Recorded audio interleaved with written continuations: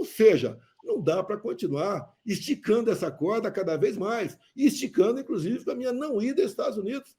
Eu tinha várias pré-agendas acertadas.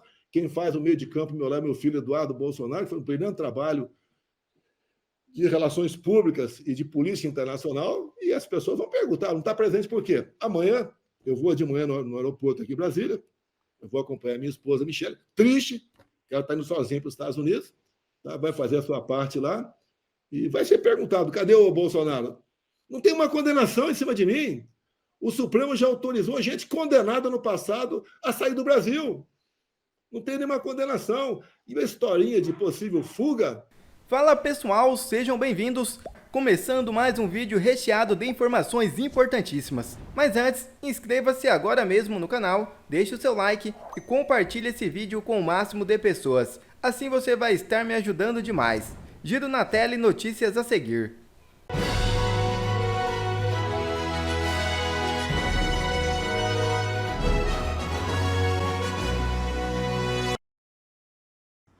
Ao New York Times, Bolsonaro diz estar sendo vigiado o tempo todo. Ex-presidente afirmou acreditar que o sistema quer eliminá-lo. Jair Bolsonaro afirmou estar sendo vigiado o tempo todo e acreditar que o sistema não quer vê-lo simplesmente preso, mas que ele seja eliminado. As declarações ocorreram durante a entrevista ao jornal New York Times, concedida na última terça-feira em Brasília, e que foi ao ar apenas nesta quinta-feira. Na ocasião, Bolsonaro confessou estar ansioso em relação ao seu futuro e acusou o ministro Alexandre de Moraes, do Supremo Tribunal Federal, de perseguição política e censura contra vozes conservadoras. Bolsonaro, no entanto, afirmou ter esperança em nomes como o presidente eleito dos Estados Unidos, Donald Trump, e os empresários Elon Musk e Mark Zuckerberg, para liderarem um esforço global pela liberdade de expressão. Ele espera que esse empenho possa transformar de alguma maneira o cenário político brasileiro. Ao ser questionado sobre como Donald Trump poderia ajudá-lo efetivamente em sua situação, Bolsonaro limitou-se a dizer, abre aspas, não vou tentar dar dicas a Trump, nunca, mas espero que sua política realmente se espalhe para o Brasil.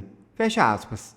O político de direita, por outro lado, foi taxativo ao defender a própria inocência, ao mencionar as acusações que pairam sobre ele em relação ao planejamento de um suposto golpe. Abre aspas. Quem fez esse possível plano deve responder. Da minha parte, não houve nenhuma tentativa de executar 3 autoridades. Mesmo assim, acho que foi apenas mais uma fantasia. Bravata. Nada. Este plano é inviável. Impossível.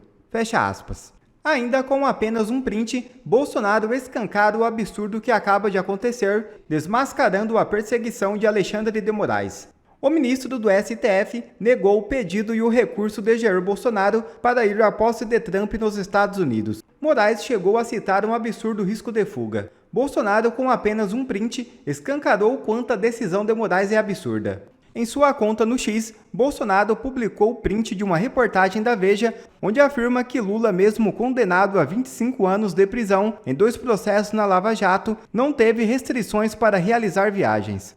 Bolsonaro escreveu a seguinte legenda, abre aspas, Lula mesmo após ser condenado em primeira instância, realizou inúmeras viagens ao exterior, fecha aspas. Não precisa de prova maior que essa da perseguição absurda contra o ex-presidente Jair Bolsonaro. Em entrevista à própria Veja, Bolsonaro detona Moraes e a perseguição contra ele e seus aliados. Olha, a minha expectativa em ir para os Estados Unidos não é por mim. Fiquei muito feliz quando tive o convite. É porque eu represento no Brasil. Ninguém pode negar que eu tive realmente 58 milhões de votos. Ninguém pode negar que eu agreguei mais votos de lá para cá. Eu represento a direita no Brasil, por que não dizer a direita na América do Sul. Isso que eu represento. Eu não queria ir para os Estados Unidos como se tivesse ido para uma festa de batizado de alguém. É o evento mais importante da história do mundo, concorrentiano, com toda certeza, a posse do homem que representa a maior democracia do mundo, a maior economia, é em torno de 14 vezes maior do que o nosso PIB dos Estados Unidos, e a maior potência bélica do mundo. E eu tenho um excelente relacionamento com o Trump, mesmo depois de terminar o mandato dele e o meu, que foi logo depois. Então, essa é a expectativa. Quanto a movimentos aqui no Brasil, eu não sei o que pode acontecer, não sei. Agora, se eu estou tão culpado assim, se tem tanta certeza que eu queria dar um golpe, se eu sou tão ditador assim, por que não seguir o devido processo legal? Só um homem faz tudo. O inquérito foi dado para ele. Desse inquérito nasceram outros inquéritos ali. Ele escuta, ele julga, ele escala a Polícia Federal, ele escala quem vai ser o juiz lá na audiência de custódia, ele dá a pena, ele dá entrevista, ele faz tudo. Ele derruba páginas, como, por exemplo, o trabalho que ele, enquanto presidente do TSE, fez ao longo do processo eleitoral foi de um partido político de esquerda. Eu não podia mostrar a imagem minha lá no enterro da Rainha Elizabeth, não podia botar a imagem minha do 7 de setembro, imagens sobre eu na ONU, né? Mostrar a imagem do 7 de setembro, e do lado de lá fazia tudo contra mim, tudo. Até me pintaram como pedófilo. Me pintaram como um elemento que ia acabar com os direitos trabalhistas da população brasileira. O homem que não gostava de negro, de nordestino, de mulher, era xenófobo e por aí afora. Na reta final, sumiram 1,5 milhão de inserções no Nordeste, em especial no Nordeste. Durante a campanha, o senhor Alexandre de Moraes, que era presidente do TSE, fez uma campanha para jovens, 16 e 17 anos, tirar título. Essa garotada, 16 e 17 anos, que atrasaram a tirada do título, né, equivalia a 3, 4% que votavam na esquerda. Foram 4 milhões, um pouco mais de 4 milhões de jovens. 3 quartos, 2 milhões a mais de voto para o Lula. Nem vou falar aqui o que poderia ter acontecido nas sessões eleitorais, que você, se falar isso aí, é cadeia. Duvidou da caixinha, é cadeia. Tá certo? Então, isso tudo outro influenciou nas eleições. Não pude mostrar o Lula lá com o gorro CPX no Complexo do Alemão, conversando com líderes comunitários, mas líderes comunitários esses que só foram eleitos nessa situação com apoio do narcotráfico. Não podia mostrar o Lula falando, defendendo o aborto. Aquela questão de roubar um celular, que é diferente de furtar, mas para mim a pena deve ser muito parecida, né? Em troca de uma cervejinha. Ou seja, quem aplaudiu o Lula no dia do segundo turno foi o sistema carcerário, que ele sempre tem trabalhado pela política do desencarceramento. Comigo não se falava em liberar maconha, 40 gramas. Não se falava em marco temporal, que leva instabilidade ao campo, no tocante a reservas indígenas. Não se falava em relativizar a propriedade privada. Como um dia após o segundo turno das eleições, tem uma decisão da mais alta corte aí, né, que foi monocrática, que após um longo período de você discutir a reintegração da sua posse, né, que foi invadida, por exemplo, pelo MST, você tem que submeter a um conselho indicado pelo executivo para saber se aquela fazenda vai ser tua ou não. Ou seja, botou em segundo plano o próprio sistema judiciário brasileiro. Nós vivemos uma insegurança hoje em dia. Uma insegurança que realmente desestimula você a acreditar num dos poderes. E isso não interessa para nós. Eu, ao longo do meu mandato, tinha por semana pelo menos uma interferência do Supremo Tribunal Federal. Lógico, reagia internamente ali, ficava revoltado com muita coisa, mas cumpríamos. Você pode ver agora uma adesão do Alexandre de Moraes sobre a Cracolândia.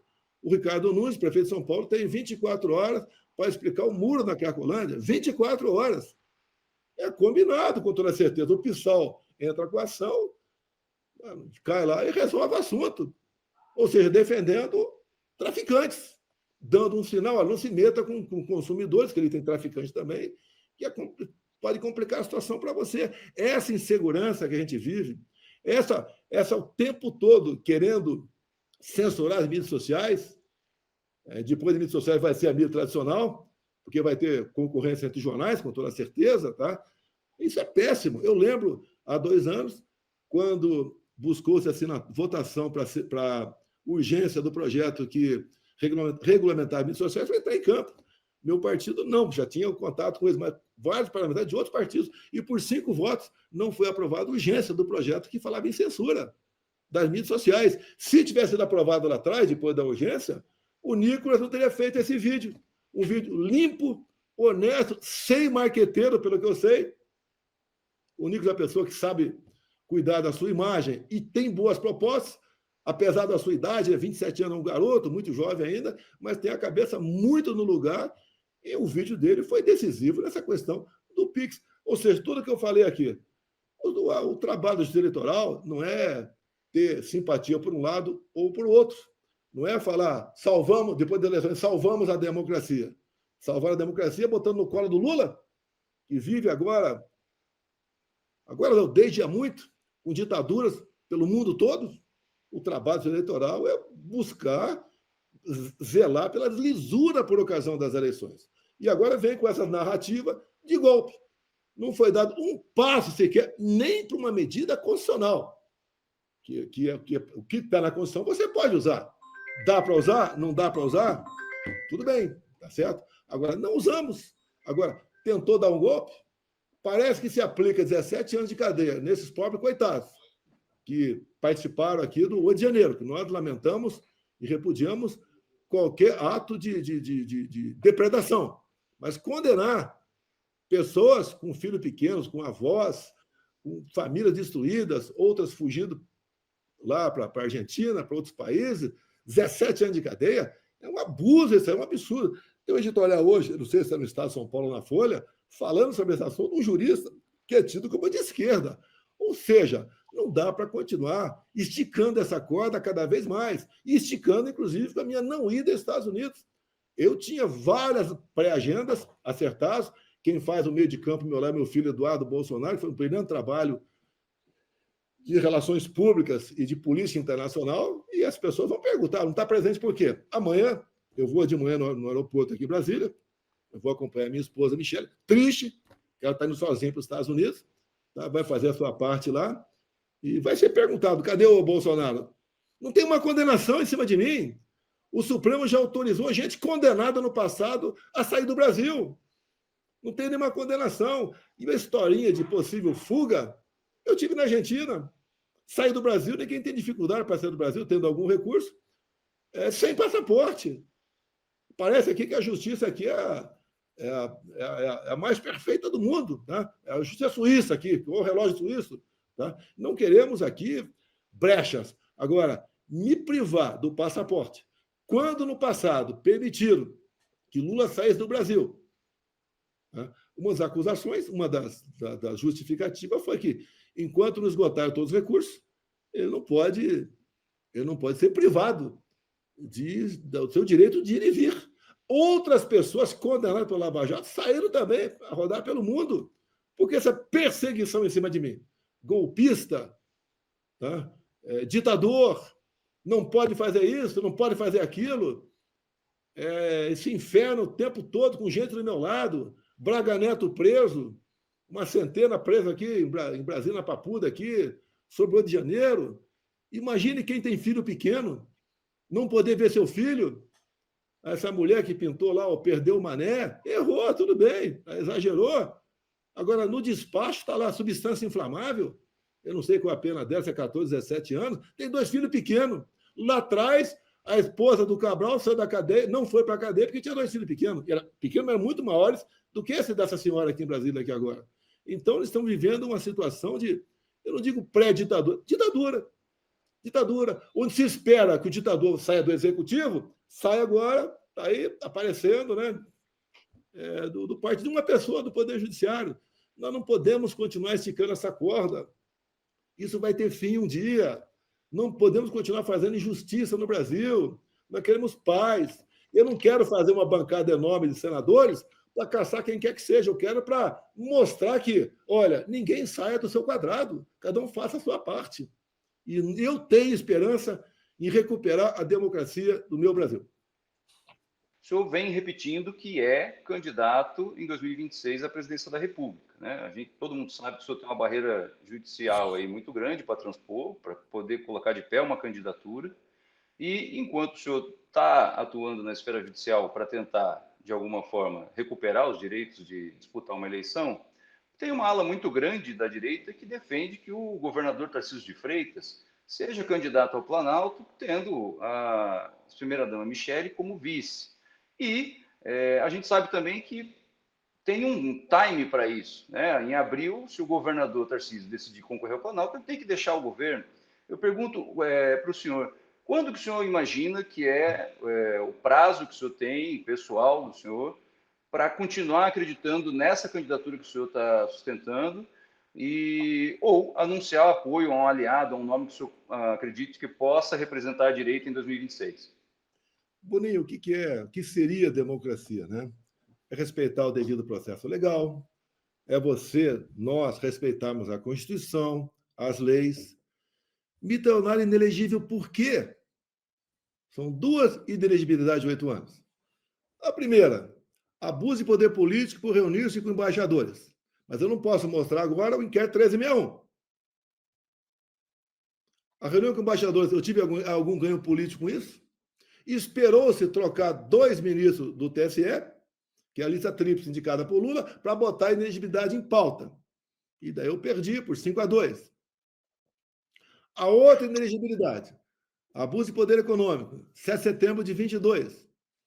Teve o evento lá em Brasília, acabou o evento, tirei a faixa, do lado, tinha mais de 1 milhão de pessoas ali, subi num carro de som do Silas Malafaia e falei com o público. Abuso de poder econômico. Não gastei nada. Quem gastou foi o Silas Malafaia, que não tem nada a ver com essa história. Aquele povo todo não podia estar ali assistindo o desfile. E foram para lá, sim, alguns para ver o desfile, outros, tendo em vista a convocação de vários carros de som, né? E internet também, que teria um evento político ali do lado. Isso é justo? Se eu continuar inelegível, não acredito mais na democracia. Acabou a democracia. Inelegível por causa disso. Não vou nem me comparar com o Lula, que é uma questão, Lula é uma questão de bandidagem. O meu não tem nada de bandidagem para o lado de cá. Mas tiraram o cara da cadeia. Depois anularam os processos dele, porque ele tinha 3 condenações, não podia disputar a eleição, que havia sido condenado numa segunda instância. Anularam. A campanha dele, você não viu ninguém na rua, não tinha povo ao lado dele. Uma campanha completamente atípica, que não podia ser diferente do que está acontecendo agora, o que ele está fazendo. Ele faltava 5 dias para as eleições, ele falou, temos imagem dele falando. Se o Trump voltar, será a volta do nazismo e do fascismo com outra face. Esse é um chefe de Estado, ele está achando que o quê?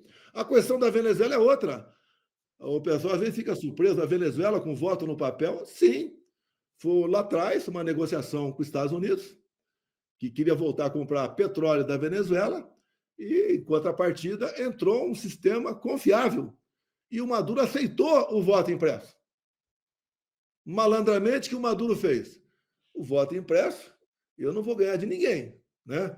Então, vou tornar inelegível por 15 anos Maria Corina e Capriles, achando que ia entrar em campo, né, sem adversário, ia ganhar. E as imagens da Maria Corina na Venezuela parecidas com as minhas imagens aqui. E lá o Edmundo, que eu não conhecia ele, mas é uma pessoa que raramente vejo falando, uma certa idade, ganhou a eleição. E o mundo civilizado não reconheceu a vitória do Maduro. O PT, aqui no Brasil, reconheceu. O Lula não fala nada. Até porque aquele ocupado de democracia, né?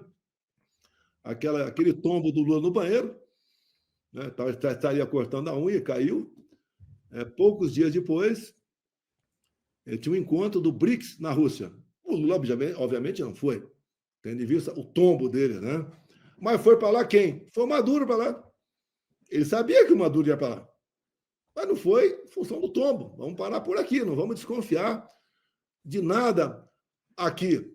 Tá? Mas, naquele momento lá, entre outros, né, partiu aí a iniciativa de convidar também o Irã para participar do BRICS. Eu, por exemplo, presidente da República hoje em dia, eu saio fora do BRICS imediatamente e vou buscar, logicamente, fazer outros acordos, se bem que o BRICS tem a ver com um acordo comercial, né, um acordo mais bancário, mas, por exemplo, o NAFTA dos Estados Unidos, uma sugestão seria tirar o N de norte, fica o AFTA e fica nesse bloco comercial ali, Canadá, Estados Unidos, México e Brasil. Seria essa a minha ideia.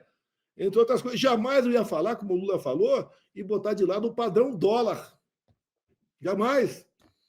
Inclusive, desses 37 acordos que o Lula assinou agora com o Xi Jinping há poucas semanas, um deles, né, que foi um acerto ali, o Brasil pegou um empréstimo de 5 bilhões em moeda chinesa, o yuan, mais ou menos 4 bilhões de reais aqui. Por que isso? Quem quer andar pelo mundo com yuan no bolso ou quer ir com dólar? Tá? E o Lula, então, é esse cara que se aproxima, sempre esteve ao lado de terroristas. Eu queria mostrar no programa eleitoral também, não pude fazê-lo, né? Atingiria poucas pessoas, mas mostrando o Lula no Irã, defendendo que Ahmadinejad, em 2009, pudesse enriquecer urânio acima de 20%, porque seria usado para fins pacíficos. Você vê no momento agora, né? Desde quando houve ali aquela invasão, aquele crime praticado pelo Hamas, onde mataram mais de 1.000 israelenses, e temos ainda muitas pessoas lá sequestradas. O Lula, em momento nenhum, reconhece que o Hamas é um grupo terrorista. Esse episódio do soldado americano, soldado israelense, aqui no Brasil, onde uma juíza lá, de esquerda, já teve uma ação que ela deferiu contra mim, besteira lá atrás, tá? Querendo que esse soldado seja detido para responder sobre o quê? Genocídio. Parabéns aos chefes militares de Israel. Tá, juntamente com o Mossad, com toda certeza, propiciaram que o soldado saísse do Brasil e voltasse para o seu país. O soldado israelense não foi abandonado pelos seus chefes militares. Parabéns aos chefes militares de Israel. Quer ver mais conteúdos como esse? Então inscreva-se agora mesmo no canal e ative o sininho das notificações. Assim você não perde mais nenhum conteúdo que é postado aqui no canal. E também já deixe o seu like para o YouTube ajudar a divulgar o nosso trabalho. Fico por aqui e que Deus abençoe a todos. Brasil acima de tudo e Deus acima de todos.